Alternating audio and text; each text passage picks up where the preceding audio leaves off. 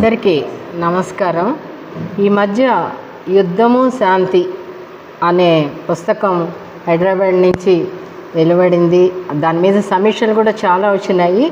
అయితే ఇందులో 340 మంది దాదాపుగా రాశారు యుద్ధం శాంతి మీద, శాంతిని ఆకాంక్షిస్తూ. అయితే అందులో మన నెల్లూరు కవులు కూడా చాలామంది ఉన్నారు. దీని గురించి ఈ మధ్యన ఒక కార్యక్రమంలో మరి ఆ కవితల గురించి కూడా సమీక్ష చేశారు మన అధ్యయన కేంద్రంలో. అయితే అప్పుడు నేను చదవలేదు, కానీ తర్వాత చాలా కవితలు చదివాను. అయితే చాలా సుదీర్ఘమైన, ఇందాక శ్రీధర్ చెప్తున్నాడు, చిన్న 20 పంక్తుల్లో ఉండేదైతే చాలా పకడ్బందీగా ఉంటుంది, అందరిని ఆకర్షిస్తుంది. కానీ సుదీర్ఘమైన కవితలు ఉన్నాయి ఇందులో. కాబట్టి అన్నీ చదవడం అంటే చాలా రోజులు పట్టేట్టుంది. అయితే నేను చదివిన దాంట్లో చాలా ప్రత్యేకంగా శాంతిని కోరుతూ వివిధ కోణాల్లో రాశారు. అయితే ఒక్కచోట నేను ఆగింది శాపాలు దుఃఖాలు, నందిని సిద్ధారెడ్డి గారు ఆయన రాశారు. ముందర కవిత చదువుదాం ఎలా ఉంటుందో. ఇందాక మనం అనుకున్నాం స్త్రీ పాత్రని గురించి మనం తమాషాగా మాట్లాడుకున్నాము. ఇందులో చెప్తున్నాడు, యుద్ధం అంటే ఎవరి మీద ప్రభావం ఉంటుంది.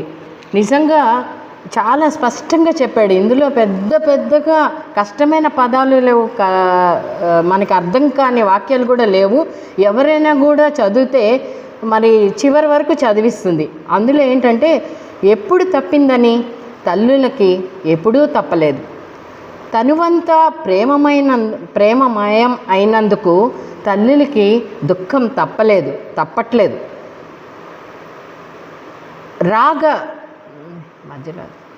రాగవనులైనందుకే 2 కళ్ళు కన్నీటి నదులు. పిల్లల కోసం దుఃఖం, భర్తల కోసం దుఃఖం, తల్లుల తండ్రుల కోసం దుఃఖం. దుఃఖించే వాళ్ళని ఓదార్చిపోయి ఆపుకోలేక పట్టజాలని దుఃఖం. కన్నీటందుకు తప్పలేదు, కాపాడుకునేందుకు కూడా తప్పలేదు. తల్లడిల్లినప్పుడల్లా తల్లి కొంగు తడవక తప్పలేదు. ఏ కాలం ఆగిందని, ఏ దేశం ఆపిందని, నడుమ యుద్ధం అదనపు దుఃఖం. అంటే అదనపు దుఃఖం అన్నమాట యుద్ధం. పాలు తాగి ఆడుతున్న పాప నుదుటి మీద తల్లి ముద్దు కురిసే వేళ ఆసుపత్రి మీద బాంబులు కురుస్తాయి. పసిగుడ్డైతే ఎవరికి జాలి, పాలిచ్చే తల్లి అయితే ఎవరికి జాలి. పాపలకి ఊపిరి పోసే ఆసుపత్రే శత్రువు. బాలల చేతుల్లో భవిష్యత్తు గీసే బడే శత్రు. పౌరసత్వానికి అన్నం పెడుతున్న పంట చేలే శత్రువులు. బాంబులకి భ్రమలు లేవు. ఇది బాగా నచ్చింది నాకైతే. బాంబులకి భ్రమలు లేవు, మిస్సైళ్ళకి వివక్షణ అంతకంటే లేదు. క్షణాలకి క్షమ ఉండదు, నియంతలకి ఎంతసేపు దర్పమే. శిథిలమైన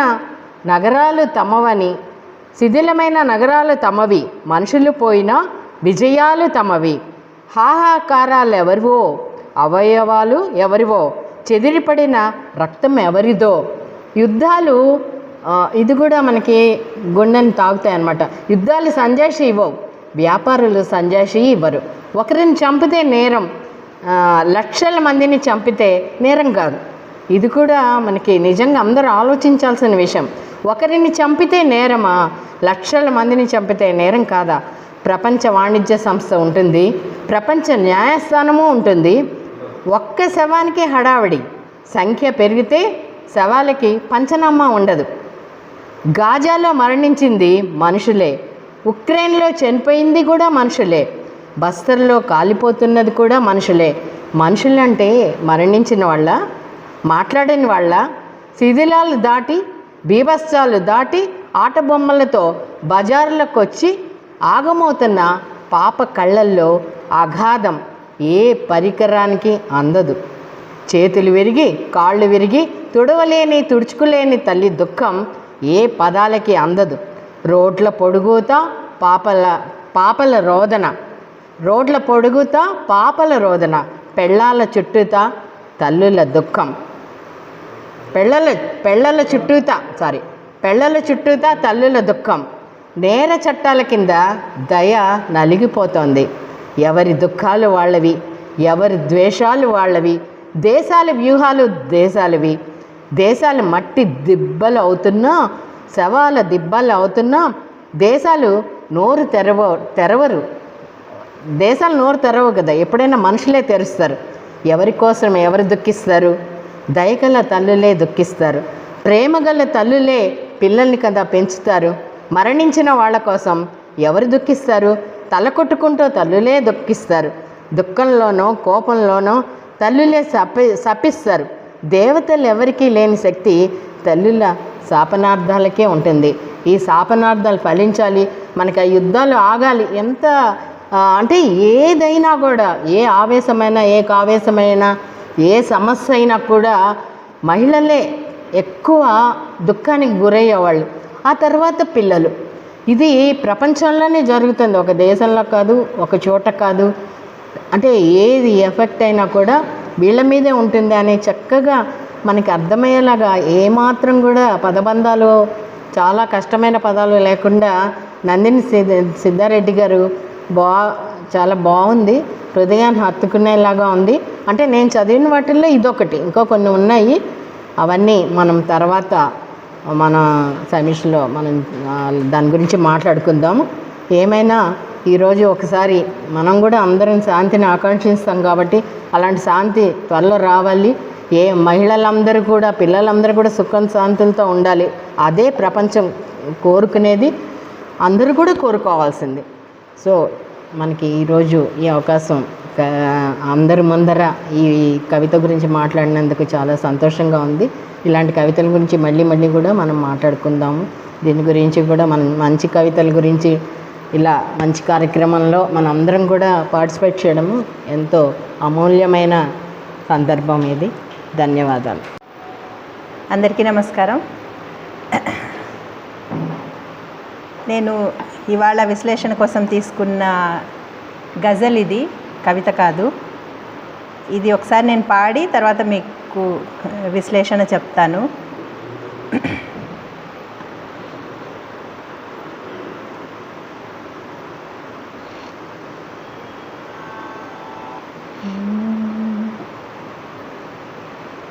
వెన్నెల పందిళ్ళ మల్లె సందిళ్ళ నాతో ఉంటానని అనలేదా నువ్వు?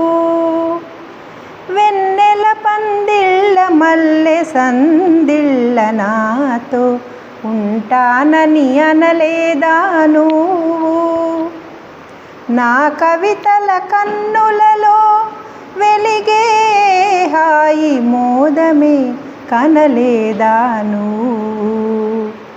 నా కవితల కన్నులలో వెలిగే హాయి మోదమే కనలేదా నువ్వు?